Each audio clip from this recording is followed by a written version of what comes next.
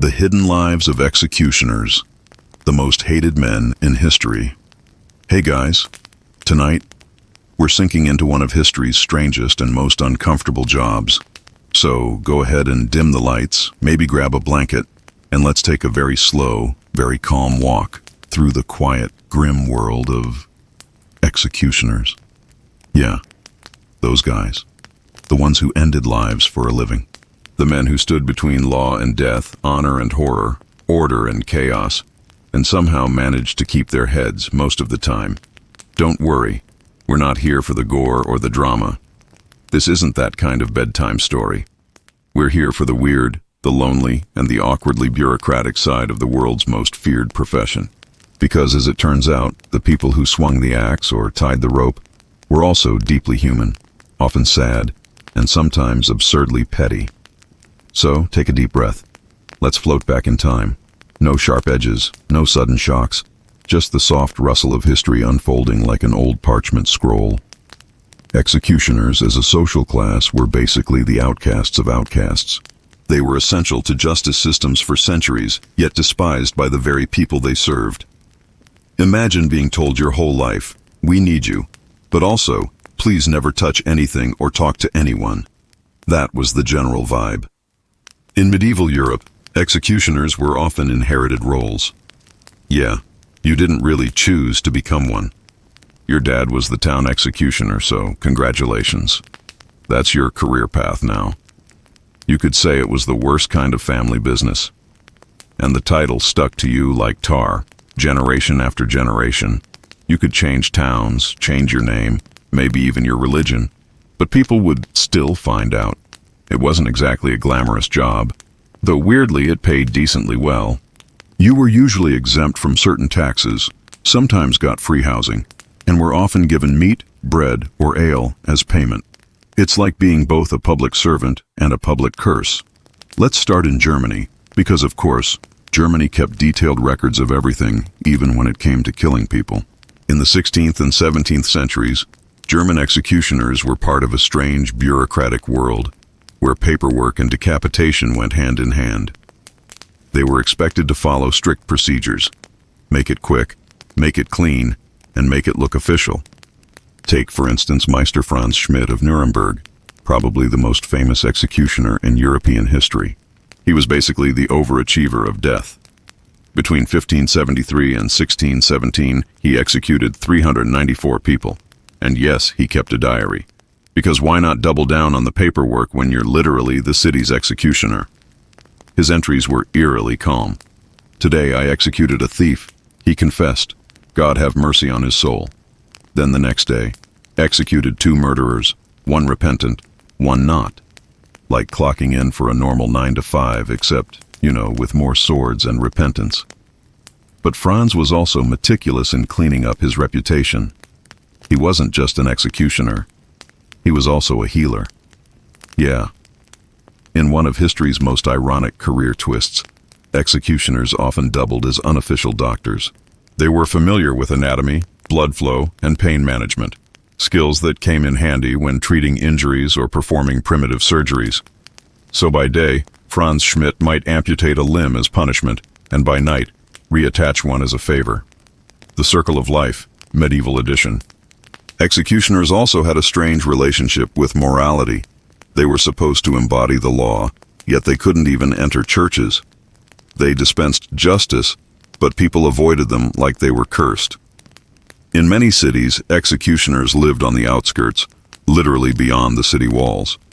You'd find them near the gallows, in a small house surrounded by fields no one else wanted. And because social life was basically off limits, they usually married within their own profession. Executioners' families often intermarried, creating little dynasties of death, entire lineages of people who had never known another life. In France, there was the Sanson family. They served as royal executioners for over 150 years. 7 generations of Sansons, decapitating nobles, criminals, and eventually, during the Revolution, the very kings who had hired them. You could say they were consistent. Charles-Henri Sanson, the most famous of them all, executed nearly 3,000 people, including Louis XVI himself. and by all accounts he was polite about it. He reportedly bowed to the king before dropping the blade. Imagine that. The last person you ever see is an executioner with impeccable manners. Executioners were also accidental celebrities. People both feared and were fascinated by them. Crowds gathered to watch them work, not because they enjoyed death, well, maybe a little, but because it was one of the few public spectacles around. Before Netflix, there was the town square, and while most of us would think of it as horrifying, for them it was community entertainment. Vendors sold snacks, people brought their kids. There were drum rolls, speeches, and sometimes even mistakes, because, let's face it, nobody's perfect with an axe. The audience might boo if the executioner missed or took too long. Talk about performance pressure. You could lose your professional reputation in a single bad swing. In one case from England, an executioner failed to behead the Duke of Monmouth after 5 attempts. The crowd was horrified, the Duke was understandably annoyed, and the executioner was nearly torn apart by the angry spectators. Moral of the story: never underperform in front of an English crowd. Now let's float over to another aspect of their lives, the economics. Executioners often had side hustles. And no, not influencer brand deals, more like selling leftovers. Stay calm, we're not getting graphic. But here's the thing. In many places, people believed the body of a freshly executed criminal had medicinal value. Yes, medieval Europe was basically one big multi-level marketing scheme for corpse-based remedies. Executioners sold blood as a tonic for epilepsy, fat as an ointment for wounds, and even bones as lucky charms. People lined up to buy it. You'd think the public hated executioners, but when they needed a bit of miracle cure, suddenly the social stigma vanished. Franz Schmidt's records show he often performed medical extractions and sold various concoctions. So yeah, he was part executioner, part apothecary, part neighborhood pharmacist with questionable ethics. Even their clothing told a story. You might imagine them wearing black hoods like in movies, but that's mostly Hollywood nonsense. Real executioners often wore normal clothes, sometimes even bright or ceremonial ones. The hood thing came later, as part of the mysterious, faceless killer image. Earlier executioners wanted to be recognized. It was their authority, their badge of office. In France, they even had special uniforms, complete with plumed hats and embroidered coats, because nothing says justice like a feathered hat. Still, the social divide never went away. Even the kids of executioners weren't allowed to attend school with others. They were marked from birth. In some towns, executioners had their own pews in church, or sometimes weren't allowed in at all. Their presence was thought to bring bad luck or even disease. One chronicler from the 1500s wrote that to touch an executioner was to invite misfortune, which must have made casual handshakes pretty awkward. And then there's the strange melancholic irony. Executioners often saw more of human frailty than anyone else. They met nobles, peasants, soldiers, and thieves, all reduced to the same trembling flesh at the end. Many developed a strange empathy for their clients. They prayed for them. They comforted them. They listened to confessions when priests refused. Franz Schmidt often noted in his diary when a condemned person died with dignity or repented sincerely. He once wrote about a murderer who begged him for forgiveness, and he granted it, then added quietly, "May God be merciful to us both." You can almost hear the weariness in that line. Of course, not every executioner was a philosopher. Some were drunk, cruel, or incompetent. The job attracted all types, because when society tells you you're unclean, you eventually start to live up to it. Some executioners turned bitter and isolated, others numb and detached. A few became local tyrants, using fear to get their way. But others, like Franz Schmidt, tried to restore a sense of order and dignity. After his retirement, the city of Nuremberg granted him full citizenship and lifted his social curse, a rare honor. He spent his last years practicing medicine and living quietly with his family. From outcast to healer, from killer to caretaker, it's weirdly poetic. So, as we drift at the edge of part 1, it's worth thinking about this. The executioner wasn't really the monster of history. He was a symptom of it, the necessary hand of justice in an age that thought punishment needed to be seen to be real. He was feared, hated, and sometimes quietly pitied. A man doing the job nobody wanted for people who pretended they didn't need him. And when the day was over, he went home, washed his tools, said his prayers, and tried, probably in vain, to forget the faces he'd seen. Next up, in part 2, we'll drift further into the shadowed corners of this profession, where executioners became entertainers, celebrities, and sometimes even heroes of justice. From the gallows of London to the guillotines of Paris, their strange afterlives tell us more about society's obsession with punishment than about death itself. Part 2. The executioner as celebrity. Fame, fear, and the guillotine age. All right, still awake? Or maybe halfway drifting? Perfect. Because where we're going next, things get a little more theatrical. We're re-gliding into the 18th century now, a time when the world's most feared profession started to develop. Fans. Yeah, you heard that right. Fans.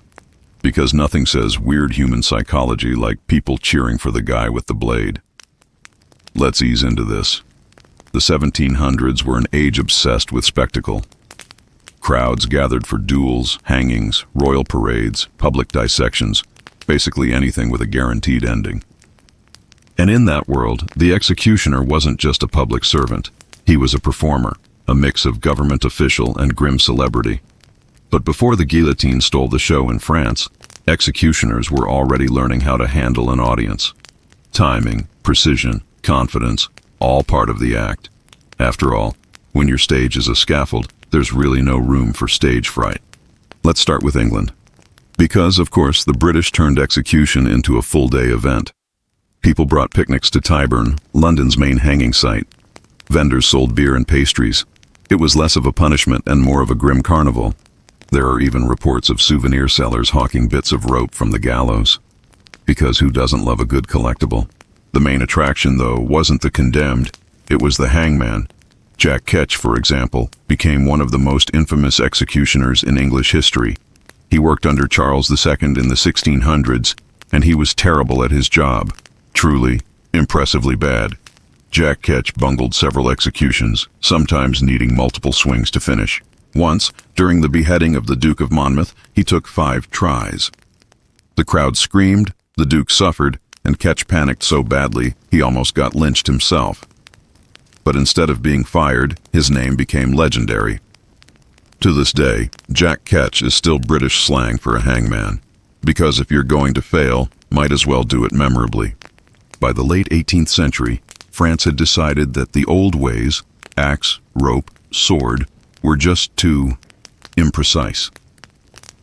Enter the guillotine, a machine that promised clean, humane, and, most importantly, efficient justice. The guillotine was the perfect Enlightenment invention, logical, mechanical, and egalitarian. Everyone, from peasant to prince, would lose their head equally. How democratic. And the man who became synonymous with it? Charles-Henri Sanson, the head executioner of Paris. You could call him the celebrity hangman of his time. He came from a long line of executioners, the Sanson dynasty, who had been cutting off heads since before France even had good bread. Sanson was meticulous, polite, and surprisingly philosophical. He executed over 2,900 people, including Louis XVI himself, the very king who had once employed him. And yes, according to witnesses, he bowed respectfully before pulling the lever, because even revolutionaries appreciated good manners. Here's the thing, though. Sanson wasn't hated. He was oddly respected. During the French Revolution, the crowd treated him like a public hero. He was seen as a symbol of justice, of the Republic's power. People actually asked for his autograph. Imagine that, getting fan mail for decapitating people. There's a famous story where he accidentally dropped Louis XVII's head after the execution. The crowd gasped, but then someone yelled, "It's okay, he's human too." And everyone cheered. Only in revolutionary France could an executioner get a round of applause for clumsiness. But despite the fame, the Sanson family lived a weird double life. They were rich, but isolated, respected, yet shunned. They dined with politicians one night and were refused service in taverns the next. Even fame couldn't wash away the stain of the job. Charles-Henri's grandson, Henri Clément Sanson, later sold the family's execution diary to a publisher, probably out of financial desperation. It became a bestseller. The irony? The public who once cheered at the scaffold now read about it in bed, horrified and fascinated. Sound familiar? Now, let's drift over to Italy for a moment. There, the executioner had a slightly more operatic flavor. Rome, Florence, Naples, each had its own official Maestro di Giustizia, or Master of Justice. And these guys took presentation seriously. They wore velvet cloaks, feathered hats, and sometimes even lace gloves. Because apparently, if you're going to be hated, at least be stylish. Some of them even used ceremonial swords passed down through generations, engraved with Latin mottos like Iustitia regnorum fundamentum, justice is the foundation of kingdoms. Except, of course, most of these foundations were wobbling badly. Executioners in Italy were often minor celebrities themselves. They attended local festivals, gave interviews. Yes, even in the 1700s, people wanted to hear from the expert, and sometimes performed demonstrations of their tools. Nothing like a live blade show to keep the peasants entertained. But again, when the crowds went home, the executioner went back to isolation. No friends, no neighbors, just a house on the edge of town, and a profession that made even priests cross the street to avoid you. Meanwhile, in the Holy Roman Empire, things got even more bureaucratic. Executioners were technically civil servants, complete with training manuals.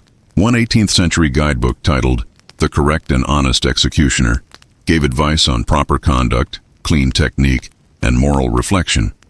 Imagine being handed that on your first day of work. There were even regional variations. In Bavaria, the executioner was expected to be sober, discreet, and devout. In Saxony, he was allowed to drink on duty, because apparently Saxons understood coping mechanisms. They were also the go-to experts on anatomy. Universities occasionally invited executioners to help with dissections.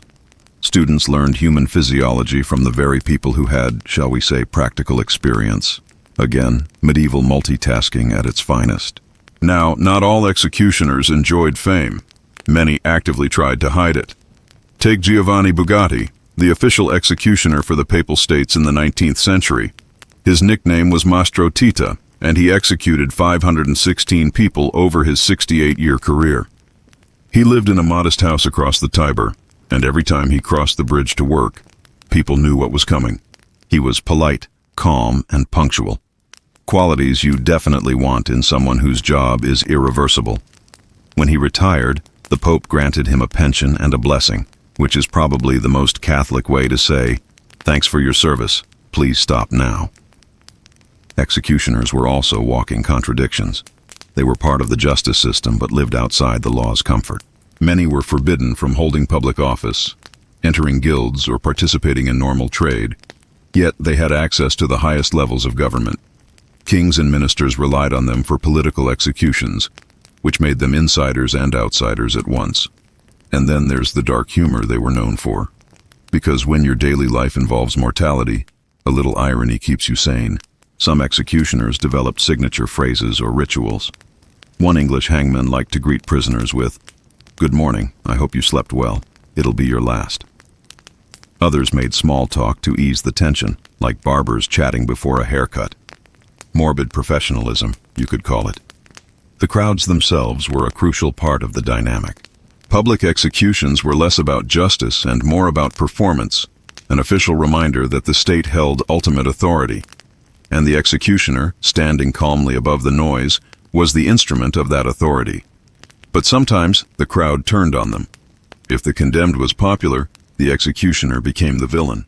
In Paris, when a beloved revolutionary named Camille Desmoulins was guillotined, the crowd booed Sanson mercilessly. They didn't care that he was just doing his job. Public opinion was fickle long before Twitter. Still, the irony is, people kept showing up. In London, when public hangings ended in 1868, thousands complained. They said executions had become too private. Humanity really has an odd sense of priorities. Let's drift toward the 19th century now, where the executioner's image began to shift again. Industrialization brought bureaucracy, and bureaucracy loves paperwork. Executions became routine, sterile, and eventually hidden behind prison walls. The profession lost its flair but not its stigma. Hangmen like William Calcraft in Victorian England became infamous more for their blunders than their skill. Calcraft was known for short drop hangings, which meant slow strangulation instead of a quick break. The crowds called him the Strangler. Not exactly a comforting nickname. Yet, he remained employed for over 40 years. Because apparently, the British government had the same hiring standards for executioners as they did for the postal service. Just Don T. quit. By the late 1800s, the executioner was fading into myth. The crowds were gone, the spectacle was over, and the men who once stood at the center of public attention retreated into anonymity. Their profession, once a strange mix of fame and fear, became a ghostly echo of itself. So, as we drift at the edge of part 2, think about this contradiction. Society built these men up as symbols of law and order, then punished them for existing. They were both agents of justice and victims of it, revered, reviled, and quietly forgotten. They lived surrounded by the noise of the crowd, but died in silence. Next up, in part 3, we'll sink into the final phase of this peculiar profession, how executioners tried to rejoin society, their strange legacies, and what happened when the job disappeared completely. From the last guillotine in France to the final hangman of England, we'll see how the world slowly outgrew its need for the most hated men in history. Part 3, The Last Hangman, the End of a Profession. All right, welcome back. If you've made it this far, you're either very relaxed or quietly wondering why you now know this much about executioners. Either way, that's the right energy. Let's keep floating through the slow decline of a job nobody really wanted, but somehow society couldn't do without. We've left the noisy crowds of the 18th century behind. The drums have stopped, the guillotines are rusting, and the air has that late 19th century industrial chill. The world is changing, faster than anyone's quite comfortable with. Steam engines, telegraphs, factories, and quietly, the public execution is going extinct. By this time, the executioner was less of a celebrity and more of a bureaucratic inconvenience, someone the state preferred not to talk about. And yet, someone still had to pull the lever. Let's start with France again, because the French always made death oddly procedural. Even in the age of modernity, they clung to the guillotine like it was an old family heirloom. Efficient, egalitarian, and apparently too iconic to throw out. The Sanson dynasty eventually gave way to a new generation of executioners, including Anatole Deibler, the man often called the last celebrity hangman. He performed France's final public execution in 1939. Deibler treated the job like clockwork. He kept detailed ledgers, traveled with his guillotine in a custom-built van, and maintained a calm, polite demeanor right up until the end. He was so discreet that most people in his neighborhood didn't even know his profession. They just thought he worked in public service, which technically wasn't wrong. And in a poetic twist, Anatole Deibler died suddenly of a heart attack in 1939 on his way to an execution. The blade never dropped that morning. His successor had to finish the job. You could say he quite literally worked himself to death. The guillotine itself, though, outlived him. France kept using it until 1977. Yes, 1977. Somewhere between disco and Star Wars, a man was still being guillotined in Marseille. A strange overlap of modernity and medievality, like two centuries refusing to stop bumping into each other. Meanwhile, over in England, the gallows had moved indoors. After 1868, all executions were done in private, within prison walls. No more cheering crowds, no more public morality plays.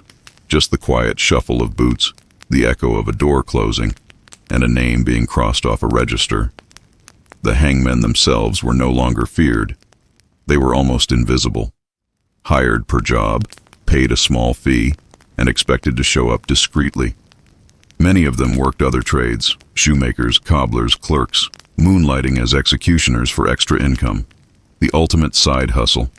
One of the most famous was Albert Pierrepoint, who served as Britain's chief executioner from 1932 to 1956. Calm, methodical, and surprisingly philosophical, he once said, "I do not now believe that any one of the hundreds of executions I carried out has in any way acted as a deterrent." That is the quiet tone of a man who says seen too much and thought too long. Pierrepoint was known for his efficiency. He could complete an execution in under a minute. From the time he entered the cell to the drop of the trapdoor, it was over before most people could form a thought. And yet, outside work, he was a pub owner. His bar in Lancashire was called Help the Poor Struggler. You can't make that up. People would drink there, laugh, chat, and then quietly realize, oh, the guy pulling pints here also pulls the lever. When he retired, Pierrepoint didn't boast. He just slipped quietly out of the system and wrote a reflective memoir. He ended it with a simple truth.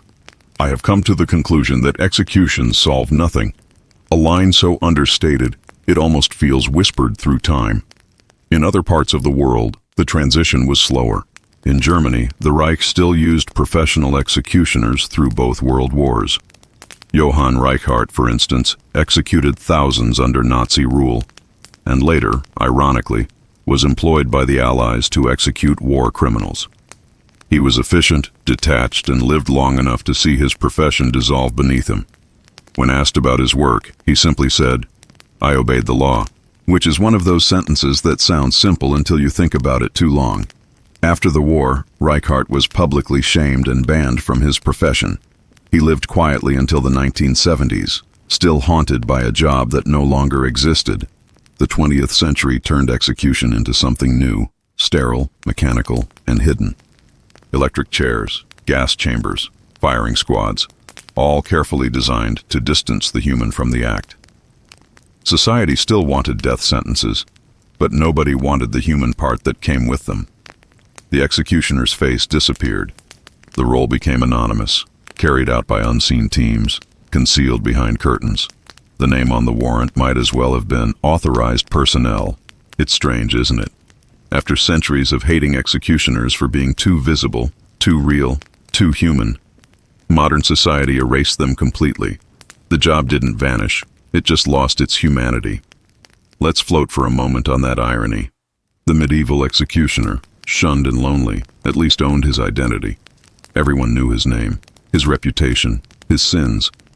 He was, for better or worse, visible. The modern system hides the hand entirely. We like to imagine justice as clean, abstract, sanitized, as if a machine or a button can somehow bear the moral weight of death better than a person can. But behind every button, there's still a hand. By the late 1900s, Europe had almost entirely abandoned capital punishment. France guillotined its last prisoner in 1977, but didn't officially abolish the death penalty until 1981.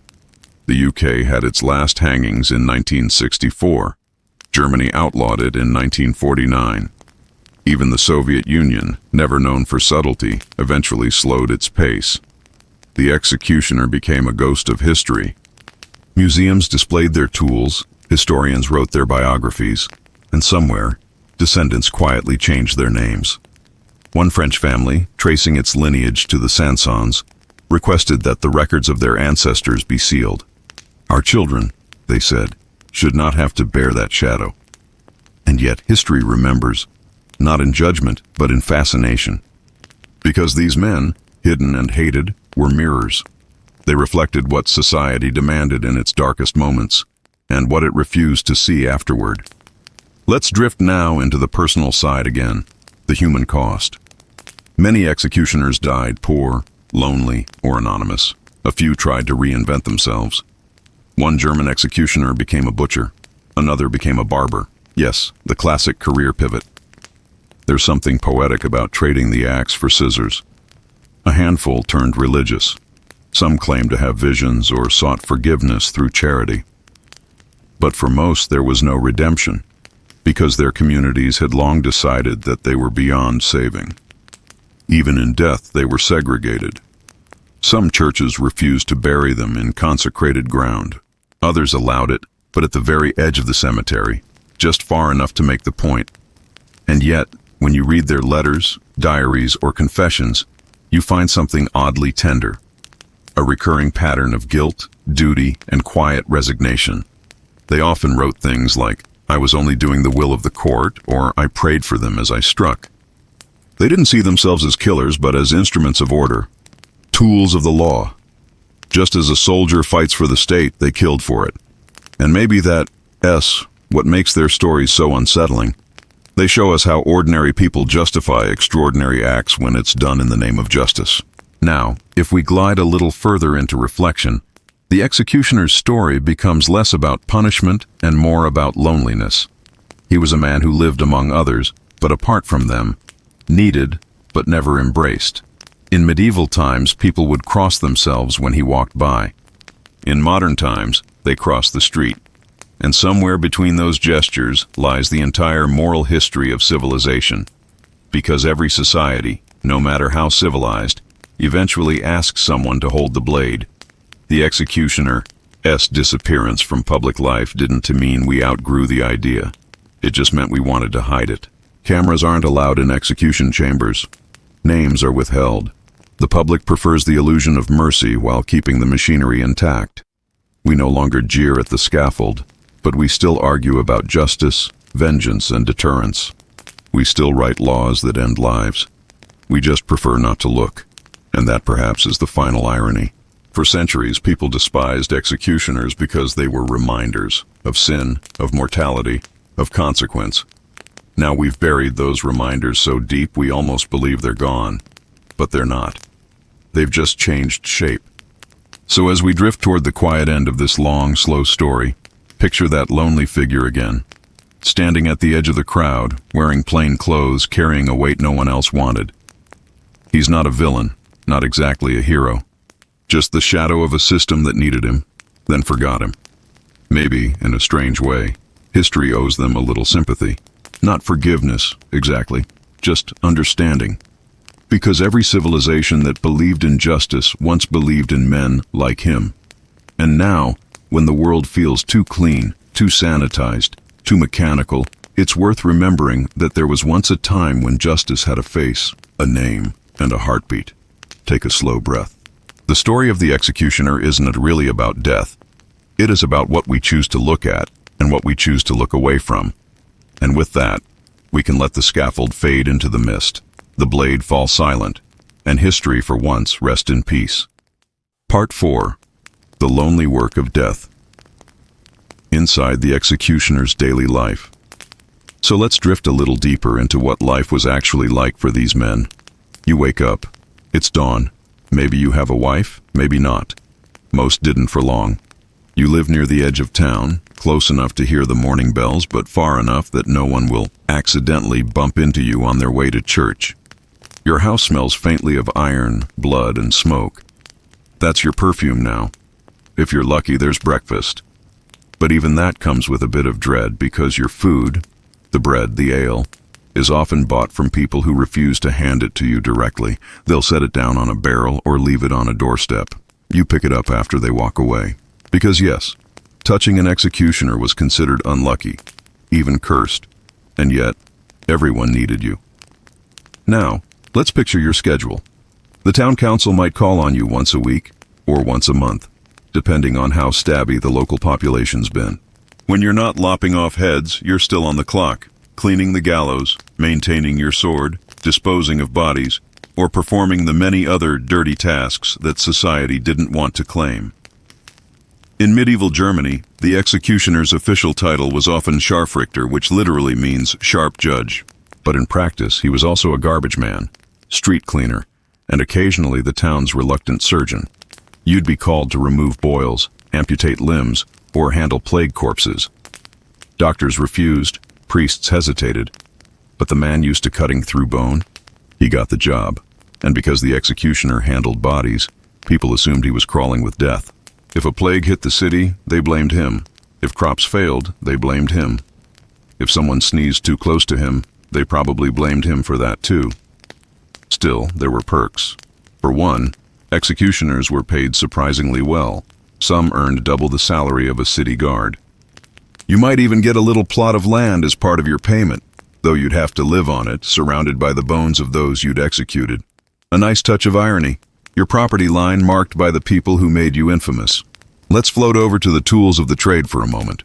Contrary to what Hollywood loves showing us, not every execution was a grand spectacle. Some were sloppy, quiet, and weirdly procedural. The sword was elegant, yes, two-handed, heavy, designed to behead with one clean swing. But not every town had a sword or a man skilled enough to use it. Sometimes the axe came out, sometimes the rope, sometimes a wheel. Ah yes, the wheel. The breaking wheel. A cheery little instrument that turned people into human puzzles. The condemned would be tied down, and the executioner would systematically break each limb with an iron bar, weaving the shattered limbs through the spokes. Sounds horrifying, right? But here's the strange part. Many executioners approached it like a craft.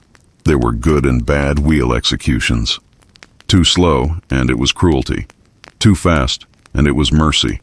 Which could anger the crowd who'd paid to see a show. Because make no mistake, these deaths were public entertainment.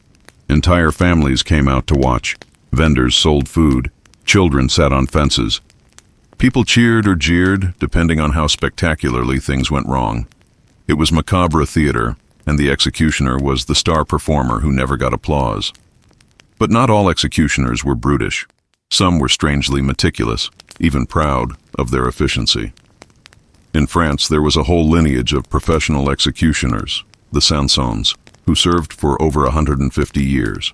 Charles-Henri Sanson, who executed Louis XVI, kept a detailed journal, polite, calm, detached, as if he were writing about weather patterns instead of decapitations.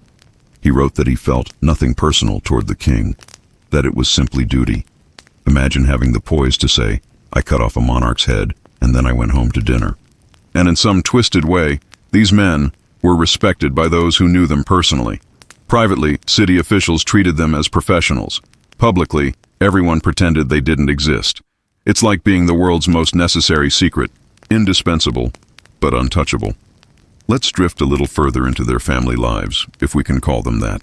Because if you were an executioner, your kids didn't get off easy either. You could marry only within your own executioner class. Your sons often inherited your trade. Your daughters could only marry another hangman or gravedigger. Even generations later, your family name was basically a curse word. The stigma ran so deep that some towns literally had separate doors for executioners in churches, separate pews, separate cups at taverns. The hangman's family lived on their own little island of shame. But of course, humans adapt, and they found ways to profit from it. Executioner families became skilled at making things out of body parts. Yes, really. Dried hands, called hands of glory, were sold as good luck charms or burglary tools. Fat from executed criminals was rumored to cure wounds or serve as an ingredient in magic ointments. Nothing says recycling quite like medieval medicine. Still, underneath all that grotesque utility, there's a sad, quiet truth. Executioners were lonely. Many drank heavily. Many suffered nightmares, especially those who botched a job. Some wrote confessions or letters begging forgiveness from God, and many simply faded away, forgotten by the same society that couldn't function without them. Let us slowly drift toward one of the strangest contradictions in all this, the blurred line between punishment and performance. Because if you think the crowd was there for justice, think again. They were there for drama. Some executioners became local celebrities in a morbid sense. The crowd would rate their technique, gossip about their methods. Did you see how fast he did that last one? Or, he missed the first swing again. Disgraceful. It was gladiatorial, but with less skill and more existential dread. And then there's the odd moment, after it is all done. When the body lies still, the crowd disperses, and the executioner stands there alone. The work is finished. There's no applause, no handshake. No one says, "Good job today." Just silence. Maybe a crow. Maybe two. And the faint smell of iron that never really leaves your hands. Even centuries later, when guillotines replaced axes, the story didn't change much. Executioners were still outcasts, still haunted, still needed. Their job was to do what everyone else wanted done, but no one wanted to think about. Let us float a little further into that world next, into the families who turned execution into a hereditary business. Because when death becomes a family trade, things get even stranger. Part 5. The Executioner Dynasties, Bloodlines of Death. So, imagine this. You were born into a family where your dad's job isn't farmer, blacksmith, or innkeeper. It's executioner. There's no family bakery, no cozy trade to inherit. You get your first practice sword before you get your first book. And bedtime stories probably feature moral lessons like always sharpen your blade the night before. Welcome to the executioner dynasties, where death was a family business. You'd think a profession like that would die out after one generation, but nope. In Europe, it actually became hereditary in many places. The same names pop up in records for centuries. Franz Schmidt in Nuremberg, the Sanson family in France, the Meister Hans line in Switzerland. These weren't isolated weirdos. They were full-fledged lineages of state-sanctioned killers, with paperwork, payroll, and apprenticeships. Let's start with one of the most famous. Franz Schmidt, sometimes called Master Franz. He lived in 16th century Germany and had one of the strangest resumes in European history. His father was forced into the profession by a noble who thought it to be funny punishment. Congratulations, you're now the hangman, basically.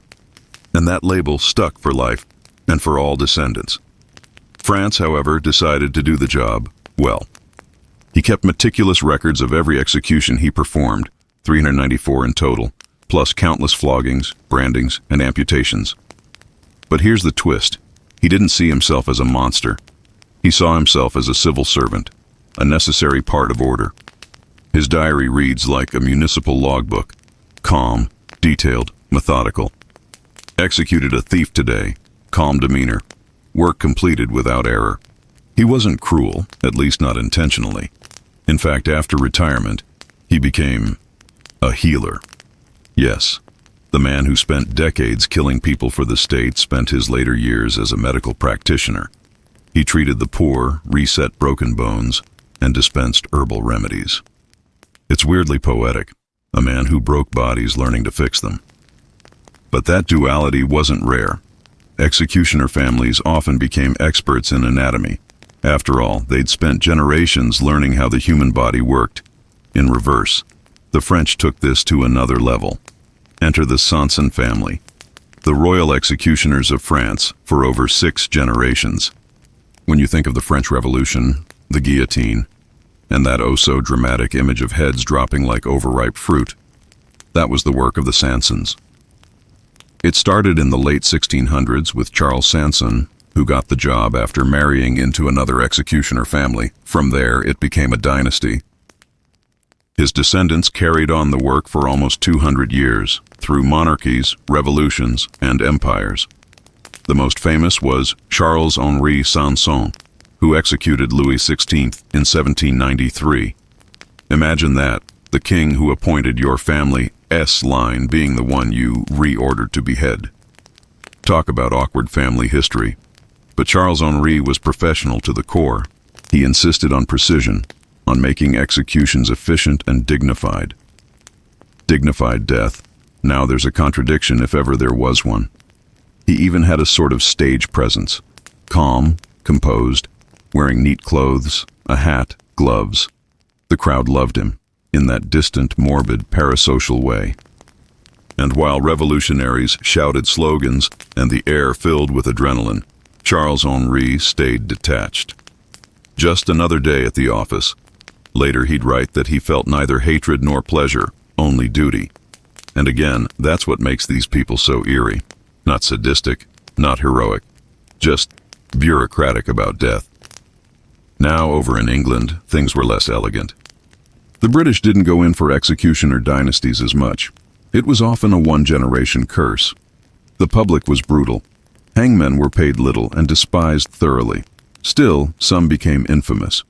Jack Ketch, the Restoration-era executioner, was so bad at his job that his name became slang for bungler. He once needed several swings to decapitate a nobleman. The crowd booed, the condemned screamed, and Jack basically became a medieval meme. But Ketch wasn't an outlier. Botched executions were common. Blades went dull, heads didn't come off cleanly, ropes snapped, or someone misjudged the drop. The worst part, the crowd loved it. The worse the execution went, the more people remembered your name. Meanwhile, in Central Europe, the profession evolved. Executioners became multitasking municipal servants, the unofficial police, torturers, even veterinarians at times. If it bled or screamed, it was probably your responsibility. And they didn't live entirely outside society, just on its margins. Many executioners' houses had secret entrances for people who wanted medical help without being seen visiting the hangman. So you could get your leg amputated discreetly and then slip out the back door, pretending it never happened. Children born into these families.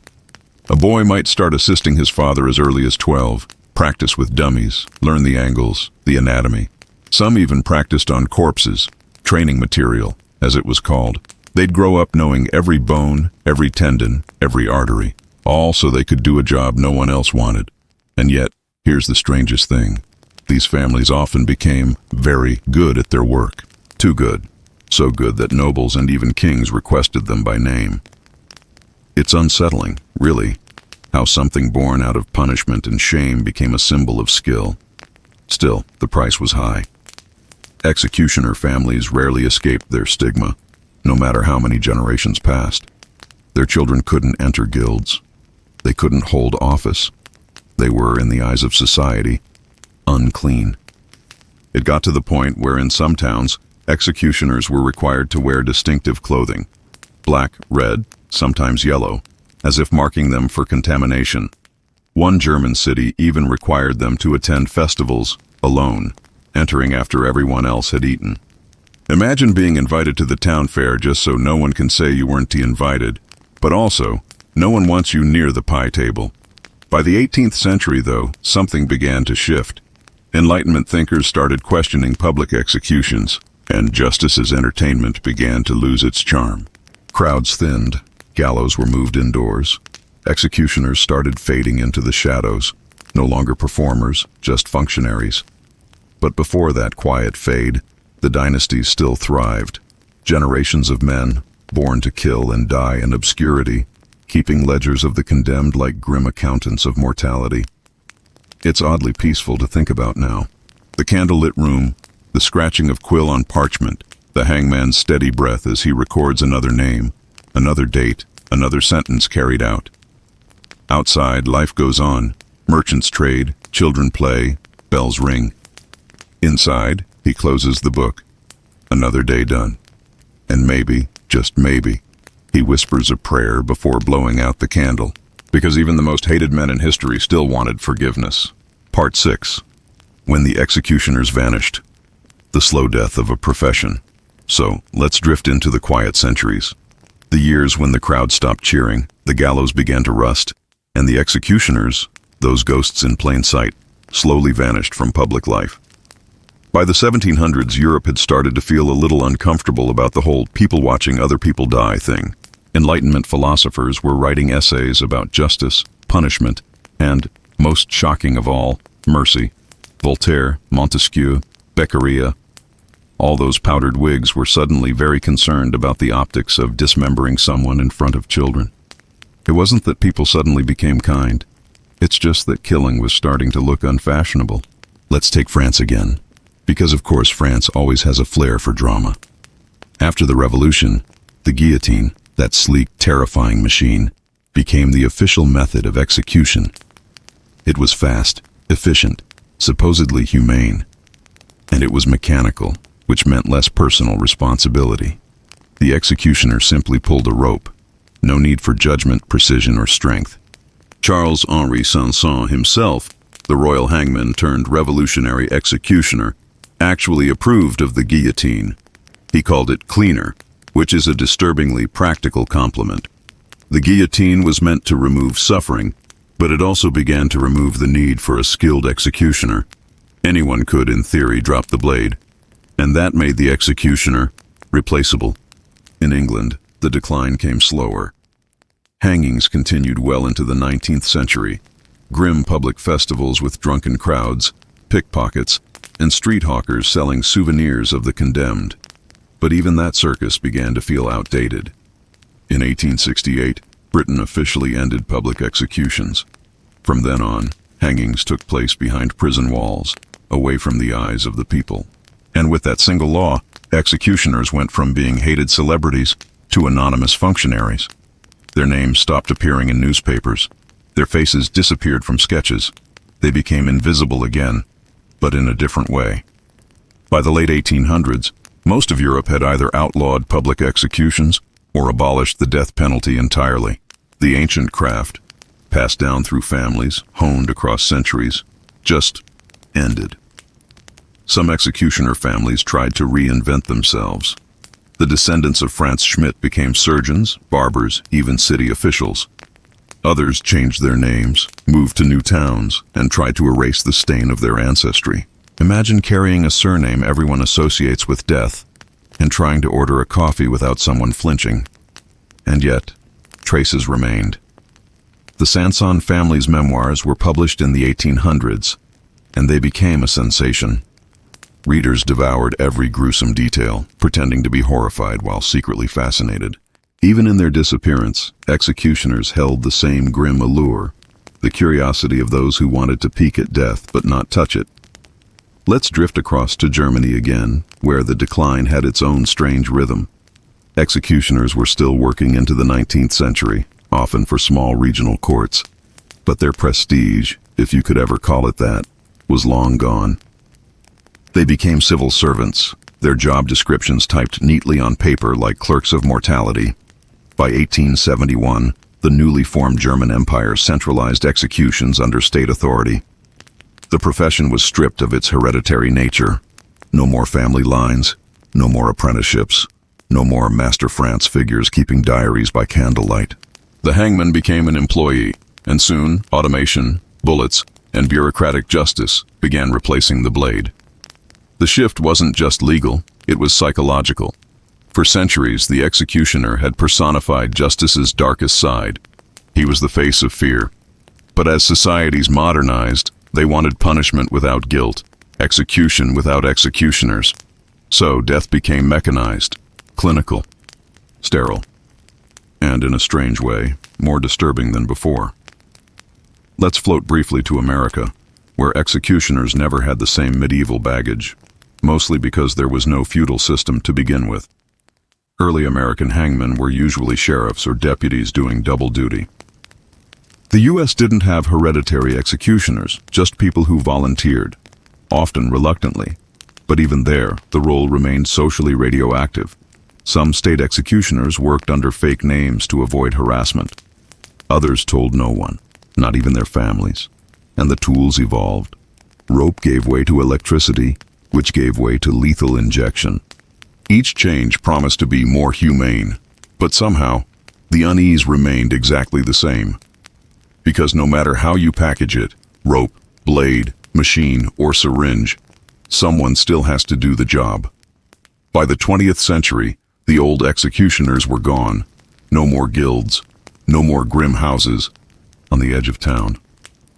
Just empty gallows and forgotten courtyards, guillotines gathering dust in museum basements, and records filed away in national archives. And yet, their presence lingers. Ever walked through an old European town and seen a small plaque on a crooked street? Executioner's house. The locals might say it's haunted, a place of bad luck. But maybe that's just history whispering. Some stains don't wash out. It's strange, right? We remember kings and saints, but the executioners, the hands that carried out the will of power, are erased, as if pretending they never existed makes us more civilized. But they did exist. They built homes, raised children, and lived between fear and duty, their touch considered cursed, yet their work essential. When their profession ended, there was no ceremony. They just disappeared. Imagine being the last son of an executioner as the laws changed. You expected to inherit a legacy of death, and instead inherited nothing. Who are you, if you're no longer the hand of justice? The world moved on, leaving them behind, relics of a time when morality was a spectacle. Their shadows linger in our language, but what remains of them today? Part 7, The Modern Ghost. What remains of the executioner today? So here we are, the last chapter in this slow, strange story. The lights have dimmed, the crowd has gone home, and the old wooden gallows are just silhouettes against the fog. The executioner's profession, as we knew it, is gone. But the idea of the executioner, that didn't die. It just changed clothes. Let's take a long, sleepy walk through the modern world and see what traces remain of the men who once stood at the edge of society, blade in hand. When you think about it, most countries didn't abolish executioners, they just rebranded them. The modern state still carries out death sentences, just with less fanfare and better lighting. The man with the hood is gone, replaced by a team in white coats or uniforms, standing behind glass, pushing buttons instead of swinging swords. But the psychology is the same. Someone still has to do it. Someone still has to turn the key, press the switch, start the injection. They're called technicians, officers, or sometimes just staff. The anonymity is deliberate, a way of pretending the act isn't personal, a way to make society feel cleaner. Because really, what was the executioner if not the scapegoat for civilization's violence? Let us float back for a moment to one of the last known named executioners, Albert Pierrepoint from England. He worked from the 1930s to the 1950s and personally executed over 400 people, including Nazi war criminals after World War II. He was quiet, polite, almost grandfatherly. He believed his job was a moral duty, to perform executions swiftly and with dignity. But later in life, he changed his mind. In his memoirs, he wrote that he'd come to realize the death penalty never deterred anyone. He said he felt no joy, no righteousness, only weariness. That's the final echo of the old hangman, duty dissolving into disillusionment. In the U.S., things got even more compartmentalized.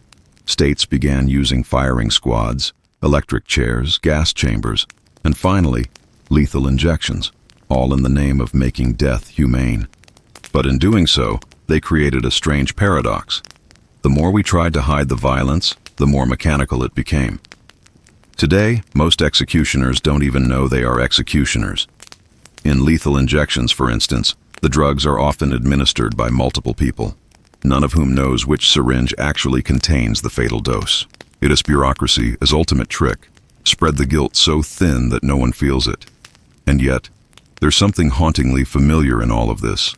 The secrecy, the shame, the quiet professionalism. Even now, the people who carry out executions are instructed not to talk about it. Some suffer nightmares, depression, or guilt. Others cope by telling themselves they're just following orders. It's a script that hasn't changed in centuries. The difference is now they wear gloves instead of leather aprons. Let's drift back across the ocean for a moment to where the old gallows once stood in Europe. Many of those places still bear faint reminders. In some towns, the executioner's house has been turned into a cafe, a museum, or a bed and breakfast, though the owners rarely advertise it that way. Some tourists sleep in those rooms without knowing that centuries ago, a man sat there sharpening his blade, thinking about his next appointment with death. In Nuremberg, the home of Franz Schmidt still stands. It's oddly beautiful. Timbered walls, flowers in the windows. You'd never guess it belonged to a man who executed nearly 400 people. There's a plaque on the wall, small and understated, as if even history feels awkward talking about him. Meanwhile, the guillotines used by the Sansons are preserved in museums. They gleam under glass, polished and quiet. People walk by, murmuring, "How barbaric." Then they check their phones and move on, comforted by the illusion that the modern world is gentler. But is it? If we're honest, the executioner still exists, just hidden in plain sight. He's the prison warden signing the paperwork, the officer behind the one-way mirror, the bureaucrat processing the sentence, the person whose job it is to carry out a task everyone agrees should be done, but no one wants to see. The same logic, the same isolation, the same moral outsourcing. Only now there's no name, no face, no diary. It's strange to think how full circle we've come. In the Middle Ages, the executioner was a public figure, despised but known. Today, the modern executioner is invisible, neither hated nor remembered, just erased. Maybe that's progress. Or maybe it's just another way of avoiding what punishment really means. Let's slow down a bit, because this part is softer. In the modern age, with so much debate around justice, forgiveness, and human rights, the executioner's story becomes a mirror, one that reflects our own discomfort with the idea of necessary cruelty. The executioner, in all his incarnations, has always been society's shadow. We create laws, build prisons, invent punishments, but we always need someone else to do it. And when it's done, we look away. In that sense, the old hangmen were almost more honest. They didn't hide their work behind walls or euphemisms. They stood in the square, blade in hand, under the judgment of all. They bore the shame for everyone else. Now, everything happens quietly, out of sight, in sterile rooms. Justice has become procedural, efficient, emotionless. But the moral burden, it's still there. It just has fewer names attached.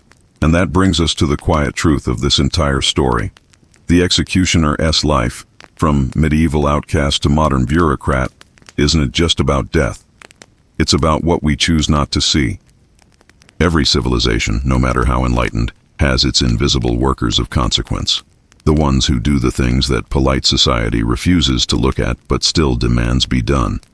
And in every age, those people are isolated, judged, or quietly forgotten. The executioner was simply the earliest and most literal example. So tonight, as we fade out of this story, imagine him, not the caricature with the hood, not the sneering monster from woodcuts, but the real man. Sitting alone at his table, the fire burning low, his tools cleaned and put away. Maybe he's humming softly, or sipping ale, or staring into the flames. Outside, the world sleeps, blissfully unaware of the man who kept its order in blood and silence. He was hated, feared, and avoided. But in the end, he was just a man with a job that no one else wanted, and without whom the wheels of justice couldn't turn. The bells in the distance fade, the air is still, and for once, there's no crowd, no cries, no sound at all. Only the echo of footsteps fading into history, and the faint whisper of iron against stone, as the executioner sharpens his blade one last time, then sets it down forever.